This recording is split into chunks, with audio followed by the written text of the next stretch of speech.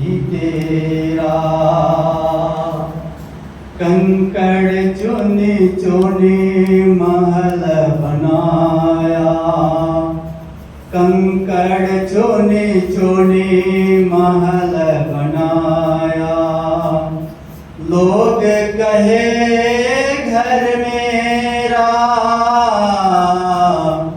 लोग कहे घर मेरा। कंकड़ चुनी चुनी महल बनाया, लोग कहे घर मेरा। ना घर तेरा ना घर मेरा, ना घर तेरा ना घर मेरा। चिड़िया रैन बसेरा, चिड़िया रैन बसेरा। हंसा यह पिंजड़ा नहीं तेरा, हंसा यह पिंजड़ा नहीं तेरा। दादा बाबा भाई भतीजा, दादा बाबा भाई भतीजा। कोई न चले संग तेरा, कोई न चले संग तेरा। हाथी घोड़ा माल खजाना, हाथी घोड़ा माल खजाना। पड़ा रहे धन घेरा, पड़ा रहे धन घेरा। हंसा यह पिंजड़ा नहीं तेरा, हंसा यह पिंजड़ा नहीं तेरा। माते पिता स्वार्थ के साथी, माते पिता स्वार्थ के साथी। कहते मेरा मेरा, कहते मेरा मेरा। हंसा यह पिंजड़ा नहीं तेरा, हंसा यह पिंजड़ा नहीं तेरा। कहे कबीर सुनो भाई साधो, कहे कबीर सुनो भाई साधो। एक दिन जंगल डेरा, एक दिन जंगल डेरा। हंसा यह पिंजड़ा नहीं तेरा, हंसा यह पिंजड़ा नहीं तेरा। हंसा यह पिंजड़ा नहीं तेरा। बोलिए सद्गुरुदेव की जय, संत समाज की जय।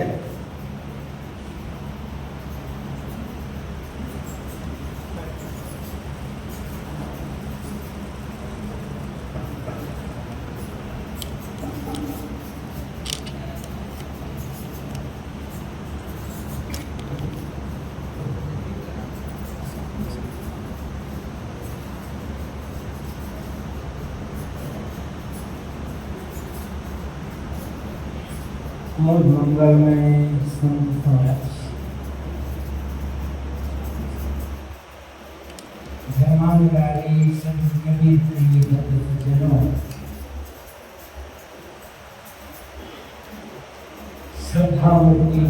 जी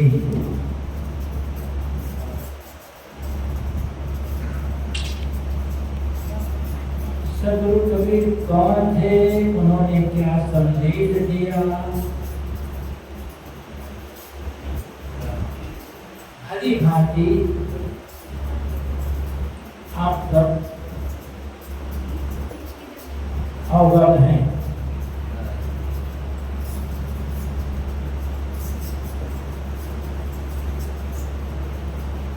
सदगुरु कबीर साहब सबके लिए संबल है, आदर्श है, उदाहरण है, प्रेरणा स्रोत है, कह सकते हैं प्रकाश स्तंभ, दीवा डाली है।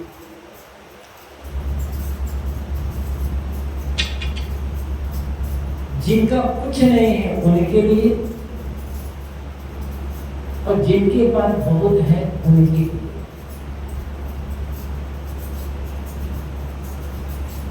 जिनके मन में ये भावना है कि हम छोटी जाति वाले हैं उनके लिए,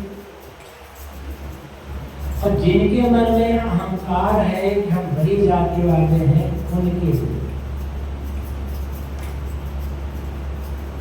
जिन्हें पढ़ने लिखने की कोई खास सुविधा नहीं मिली उनके लिए भी, और जिन्हें पढ़ने लिखने की भरपूर सुविधा मिली है उनके लिए। ऐसे और लेते जो प्रतिष्ठित हैं, जिन्हें बहुत लोग जानते हैं उनके लिए,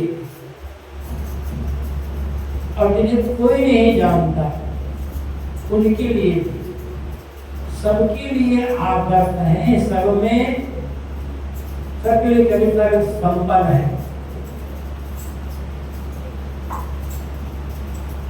क्या था कबीर साहब के पास?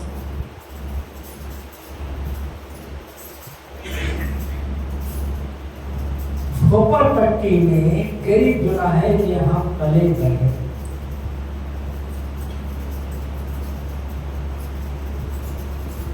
क्या सुविधा मिली होगी उनको?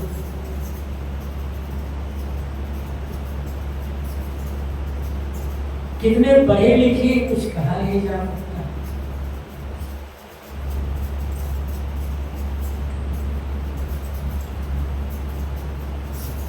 समाज में हर तरफ से विरोध हुआ, न परंपरा ने साथ दिया, न तो शास्त्रों ने साथ दिया,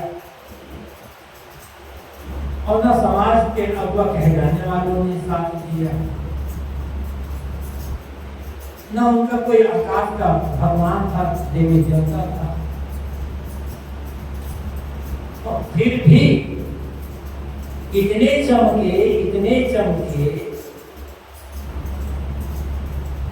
कि उनके सम्मान को 500 साल से ज्यादा हो गया, मतलब माना जाता है। 1518 में उनके शरीर का अंत हुआ था, तो आज 507 साल हो गए उनका शरीर शांत हुए, किंतु चमक बढ़ती ही जा रही है।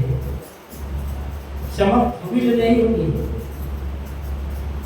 कबीर साहब के आभा मंडल को, उनकी चमक को, उनके ज्ञान की रोशनी को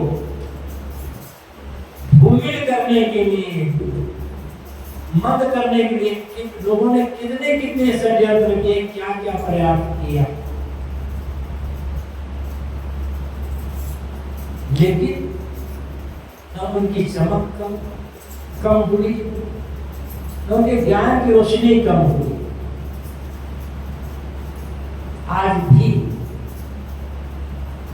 जो निष्पक्ष होकर चिंतन करने वाले हैं, जाति पाति के बंधन को ऊपर करके, धनी गरीब के बंधन का ऊपर संघर्ष है उसके ऊपर करके, जो मत पंथ परंपरा है उनसे उठ करके जो लोग पूरी मानवता के लिए चिंतन करने वाले, पूरी मानवता का हित सोचने वाले हैं, उनके लिए कहीं रोशनी मिलती है, कहीं आधार, कहीं सहारा मिलता है, कहीं बल मिलता है, तो केवल और केवल कबीर महाराज। आज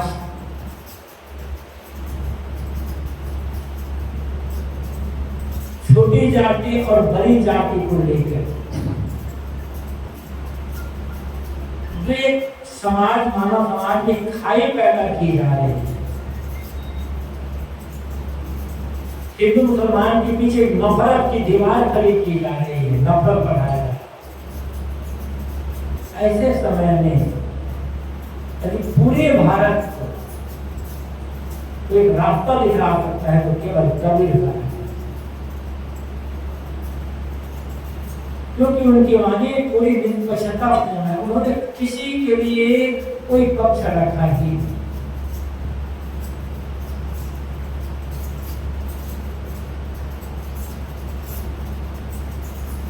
मैंने कहा था कि क्या था उनके पास। बहुत साल पहले, 22 साल से ज्यादा होता है, जब वहाँ प्रयागराज में जब कार्यक्रम होते, इलाहाबाद कहा जाता था, हमारा वार्षिक अधिवेशन कार्यक्रम होता है, उसमें इलाहाबाद विश्वविद्यालय के अनेक विद्वानों को आमंत्रित किया जाता था। एक प्रवक्ता एक बार इलाहाबाद विश्वविद्यालय के दर्शन विभाग, फिलॉसफी डिपार्टमेंट के हेड ऑफ डिपार्टमेंट प्रोफेसर संगम लाल पांडे आए, तो अपने प्रवचन की शुरुआत में उन्होंने कहा कि हम आज के युग में जी रहे हैं। फोन है, गाड़ी मोटर है, रेडियो ट्रांजिस्टर है, अखबार है, पत्र पत्रिकाएं हैं, और हम ये चाहते हैं कि हमारा नाम अधिक से अधिक लोगों तक पहुंचे, अधिक से अधिक लोग हमें जाने और दूर दूर तक हमारा प्रचार हो। लेकिन भरपूर कोशिश करने के बाद भी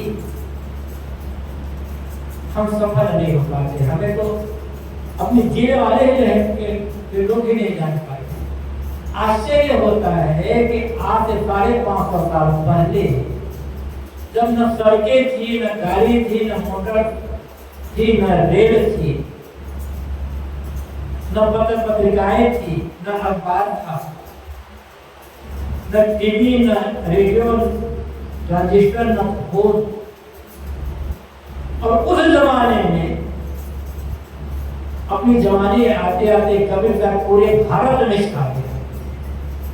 क्या करें? कई बार कहा गया है, आज से 550 साल पहले जब सड़क नहीं थी, जब सड़क नहीं थी तो रेल और बस के होने की बात ही नहीं। उस जमाने में पैदल काशी से चल करके कभी 4 बार गुजराना है।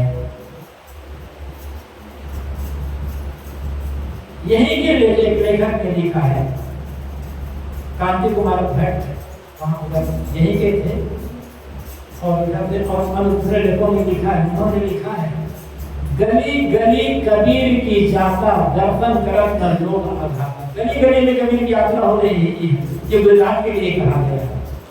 गली गली में कबीर की यात्रा हो रही है और उनके दर्शन करके लोगों का मन तृप्त नहीं हो रहा। क्या था कबीर के पास? न जाति थी, न विद्या थी, न धन था, न परंपरा थी, न शास्त्र था, कुछ तो नहीं था कबीर साहब के पास। निष्पक्ष ज्ञान था, खरा ज्ञान, निष्पक्षता। और कारण क्या था? इसलिए उन्होंने किसी देवी देवता को श्रेय नहीं दिया,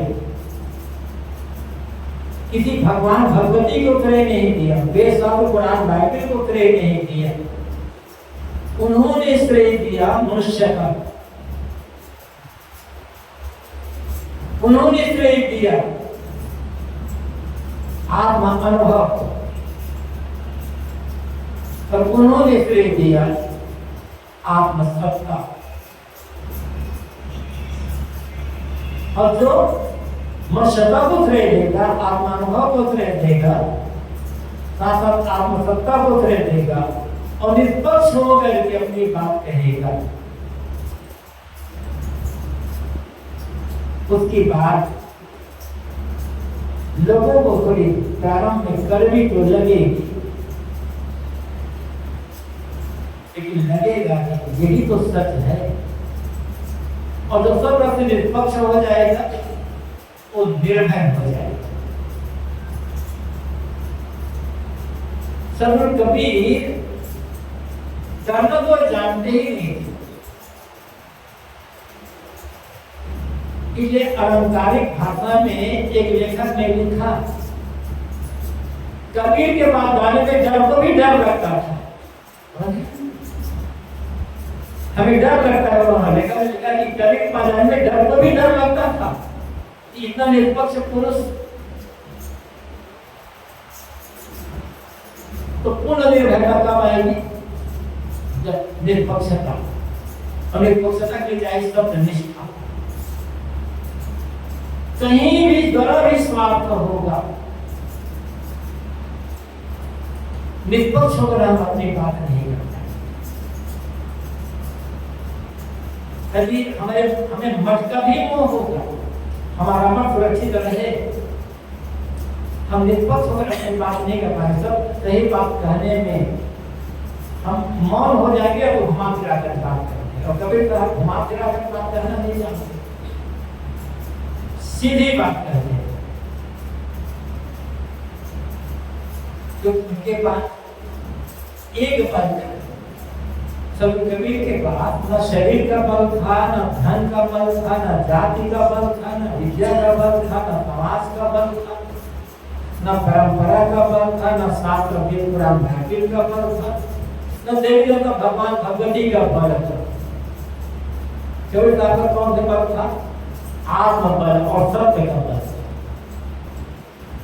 तो आत्मबली होगा उसके बाद सत्य का बल ही होगा। और ये आत्मबल है और सत्य का बल है, तो आप सत्य के बल पर पूरी दुनिया को झुका सकते हो। अब बात माने या ना माने, लेकिन सत्य के सामने असत्य को जाने में है लगता, अगर टिकेगा नहीं। जरा सोचें, हम कबीर का गुणगान करते हैं, बड़ी महिमा करते हैं, बड़े ऊंची ऊंची बातें करते हैं, हमारे पास कितना आत्मबल है, हमारे पास कितना सत्य का बल है? क्या पूरी निष्पक्षता के साथ हम अपनी बात कर सकते हैं?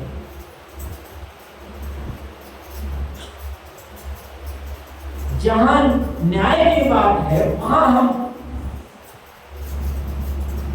न्याय की बात करने में डर लगता है। अन्याय तो लोग तो कर ही नहीं पाते, न्याय की बात कहने में भी हमें डर लगता है, क्योंकि कहीं ना कहीं हमारे भीतर स्वार्थ छिपा, स्वार्थ मौजूद है। हम भले कहते हैं हमारे भीतर कोई स्वार्थ नहीं है, जब कोई स्वार्थ नहीं है, पूरा निस्वार्थ है, तो सही बात कहने में डर क्यों?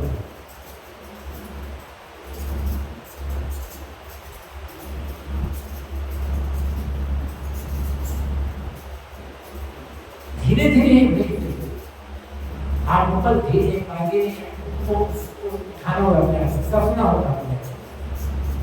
कहीं कोई मानसिक कमजोरी होगी, जीवन में कोई दोष होगा, बिल्कुल होगा, हमारे पैर पीछे हट जाएंगे।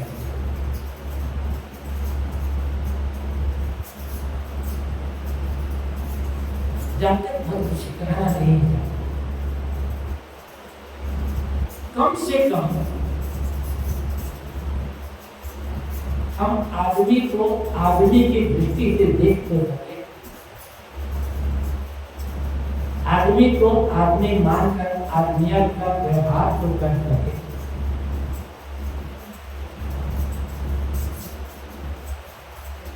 हम जाति नहीं मानते, चलो लेकिन हम क्या करते हैं, ये गरीब नहीं धनवान बस व्यवहार हमारा बराबर नहीं रहते। ये अनपढ़ मजबूर है, ये मालिक व्यवहार बराबर नहीं रहते।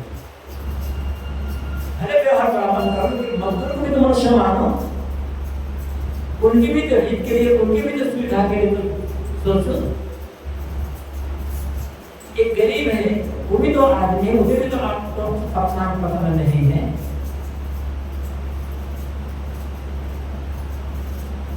तो कम से कम एक कोई हमारे यहाँ मजदूरी करने आ रहा है या कोई गरीब आ रहा है, किसी प्रकार से उसका अनादर अपमान न होने पर हम कितना तो ध्यान रख सकते हैं। तो इतना भी ध्यान नहीं रख सकते तो फिर कबीर साहब की भी हम कैसे कर सकते।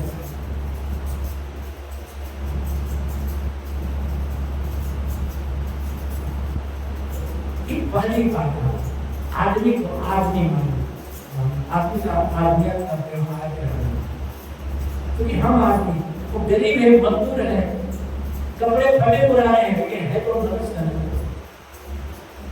और स्थिति हमारी भी वैसे हो सकती है। कितना है तब क्या स्थिति आ जाए जीवन में तो ठीक करना है।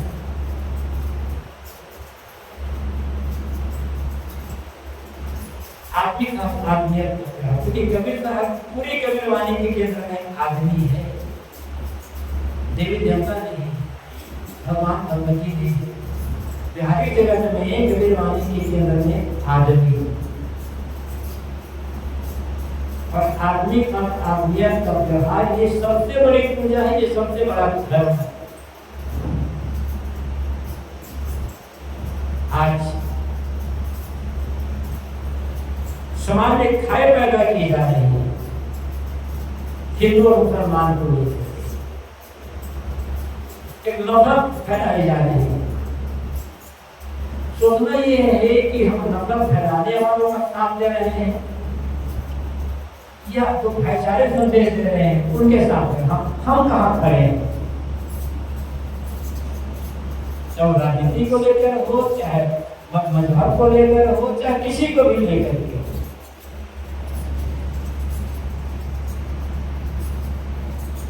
यदि हम नफरत फैलाने वालों के साथ खड़े हैं तो हम कभी साहब का न्याय तो नहीं होगा। अरे हम कबीर साहब का न्यायिक होने का दिखावा करें और कबीर साहब की महिमा गाएं। जब मैंने कहा कि जाति पाति को लेकर के नफरत हो, चाहे हिंदू मुसलमान को लेकर नफरत हो या किसी बात को लेकर नफरत हो, किसी भी प्रकार किसी भी बात को लेकर जो नफरत फैला रहा है, ऐसे नफरतियों का साथ देने वाला कभी न्यायी नहीं।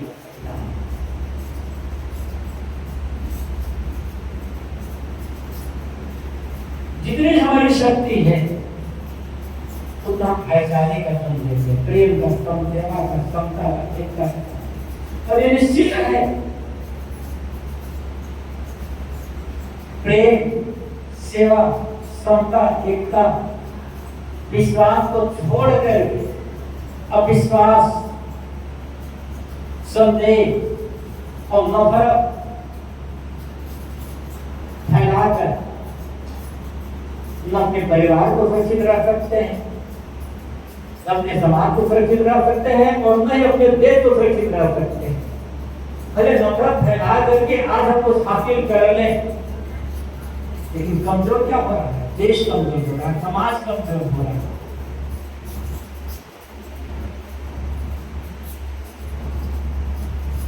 इसलिए चाहे जिसी का हम दौलत के लेकर के हो, जात पात को लेकर हो, मजहब को लेकर के हो, या गद्दी महंती को लेकर के हो, किसी भी प्रकार का नफरत कोई फैला रहा है तब उसका साथ दे और नहीं नफरत फैले ऐसा हम स्वयं व्यवहार करें न हम और न खुद नफरत फैला। ये कभी काम के कर श्रद्धांजलि होगी तब हम कभी कन्यायी हो।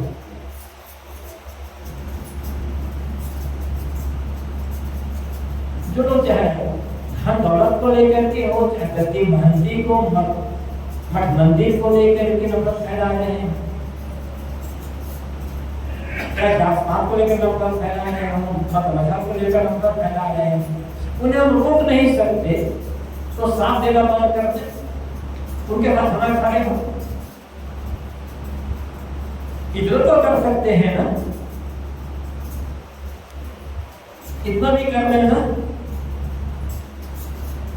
तो कहीं ना कहीं दुर्लभ फैला रहे हैं, उनको सोचने की हिम्मत हो। तो केवल कबीर साहब में नहीं, चाहे नानक साहब हो, चाहे संत रविदास हो, चाहे अन्य और भी जो जितने वहां बुद्ध हो, चाहे महावीर हो या कहीं भी, जितने भी संप्रजन हुए हैं सब ने प्रेम का, सेवा का, समता का, एकता का ही संदेश दिया, आदर किया।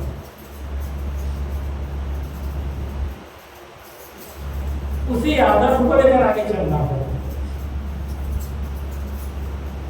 जो मानवता, प्रेम, सेवा, समता, एकता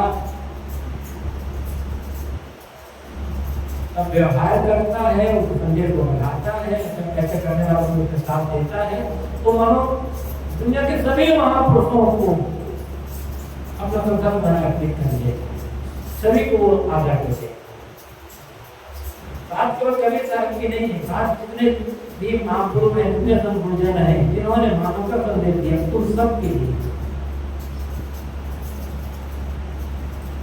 अब बाकी अध्यात्म क्षेत्र में सब जानते हैं कि सदगुरु कभी कुछ पाने की बात नहीं, जिसे पाना चाहते हैं वो मिला मिला है। दुर्भाग्य तो यह है, लोग कहते हैं साहब हम तो जन्मजात के पंथी हैं, हम हमारे दो पीढ़ी तीन पीढ़ी से कई पंथी हैं, उनके घर जाओ तो भले कभी आपको फोटो ना हो, लेकिन तमाम देवी देवता फोटो जरूर मिल जाएगा। पता नहीं कैसे कैसे ये नहीं कहते आपके देवी देवता फोटो ना लगे, और कभी तक फोटो रखेंगे क्या होगा, सामने कभी तक फोटो इधर कमरे में और सामने कितना फोटो लगा हुआ है,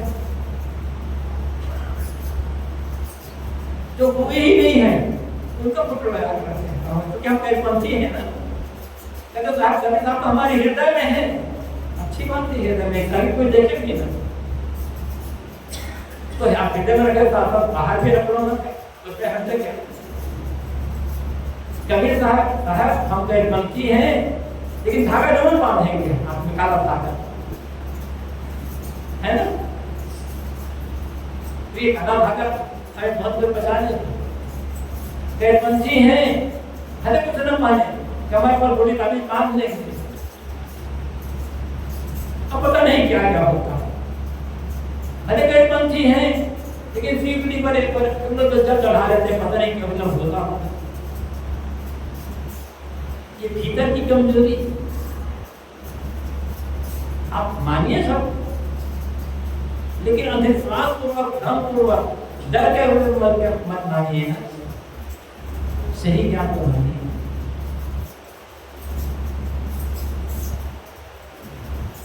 जोड़ा धागा मानना, पूरी तबीयत मानना, ये करवाना, वो करवाना, क्या है? लोभ, लालच, भय। और कबीर वाणी हमें लोभ, लालच, भय सबसे मुक्त करती है, सारे भ्रमों से मुक्त करती है। काम करें। सदगुरु कबीर ने केवल कर्म किया, काम करें।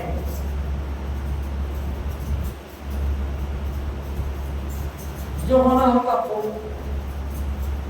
आगे क्या होगा ये मत सोचिए।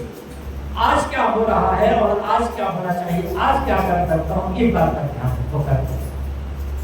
आज को जिए, कल आएगा, कल को जिए नहीं।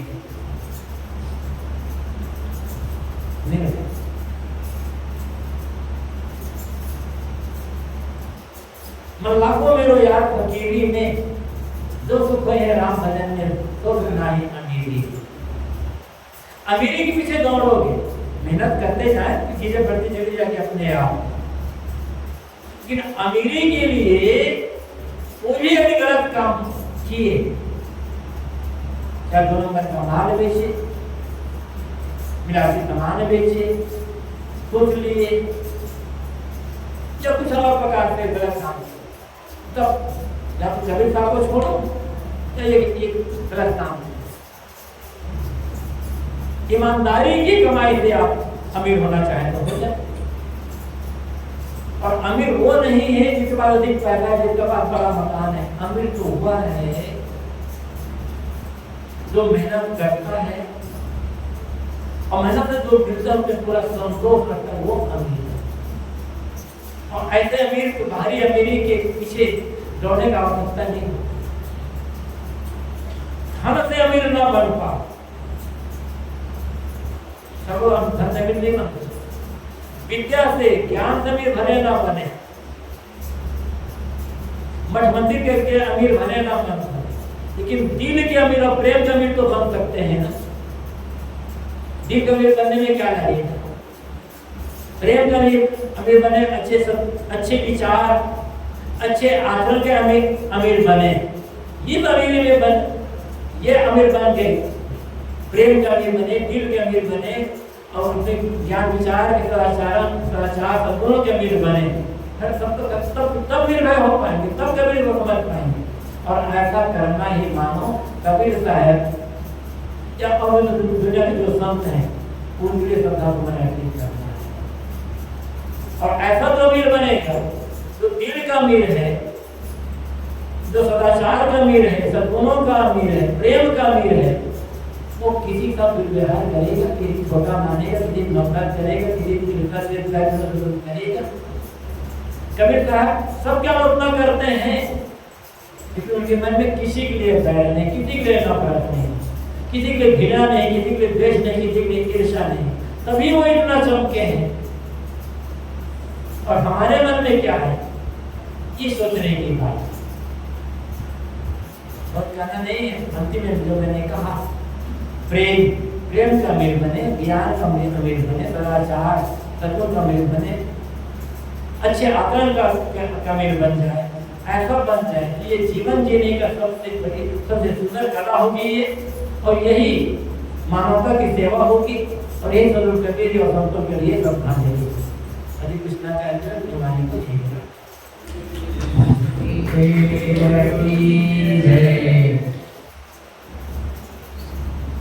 अभी हम सब पूज्य साहिब की सुंदर विचारों से कैसे हिंदी बोलना, ज्ञान की बातें हम सुनते हैं, भूल जाते हैं। उनको रिमाइंड करने की आवश्यकता होती है समय